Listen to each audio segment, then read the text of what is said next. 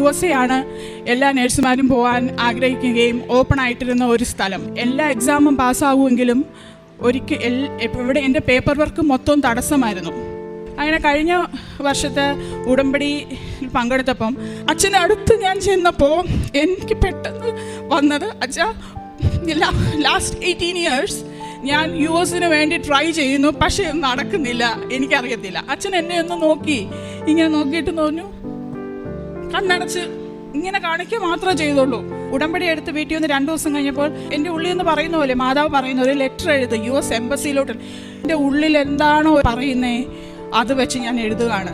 ഞാൻ എൻ്റെ 20 വയസ്സുകളുള്ളപ്പോൾ, ഞാൻ നേഴ്സിംഗ് കഴിഞ്ഞിട്ട് 18-19 years ഉള്ളപ്പോൾ ഞാൻ ട്രൈ ചെയ്ത ഒരു സ്വപ്നമാണ് എൻ്റെ US മൈഗ്രേഷൻ. ഇപ്പോൾ അത് കഴിഞ്ഞു 10 വർഷം കഴിഞ്ഞു, 15 വർഷം കഴിഞ്ഞു, almost 18 years. I M in my early 40s. ഇപ്പോഴും നിങ്ങൾ എന്തുകൊണ്ട് ഇതെനിക്ക് തരുന്നില്ല? നിങ്ങൾ എന്തുകൊണ്ട് ഇത്രയും തടസ്സങ്ങളിൽ എന്നെ കൊണ്ടുപോകുന്നു? എൻ്റെ മോൾ 12th കഴിഞ്ഞു, അവൾക്കൊരു യൂണിവേഴ്സിറ്റി കയറണമെങ്കിൽ നിങ്ങളൊരു ഓപ്പർച്യൂണിറ്റി തന്നാൽ കൊച്ചിന് അവിടെ പഠിക്കാം. ഇത്രയും 2 റീസൺ എഴുതി മാതാവിൻ്റെ അടുത്ത് പ്രാർത്ഥിച്ച് ഞാൻ ഈ ലെറ്റർ സെൻഡ് ചെയ്തു. 2 ദിവസം കഴിഞ്ഞപ്പോൾ I got the message back. My letter got accepted by the US embassy.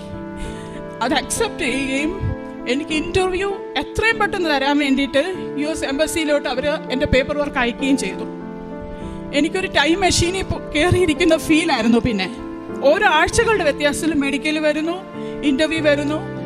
എൻ്റെ ഉടമ്പടി തീരുന്നതിന് 90 ദിവസത്തിന് മുൻപായിട്ട് എനിക്കും എൻ്റെ ഹസ്ബൻഡും എൻ്റെ പിള്ളേർക്കും US ഗ്രീൻ കാർഡ് അപ്രൂവായി ഞങ്ങളുടെ വീട്ടിൽ വന്നു. എൻ്റെ മാതാവ് എൻ്റെ മുന്നിൽ കൂടെ നടന്ന് എന്നെ ആ രാജ്യത്ത് കൊണ്ടുപോവുകയായിരുന്നു.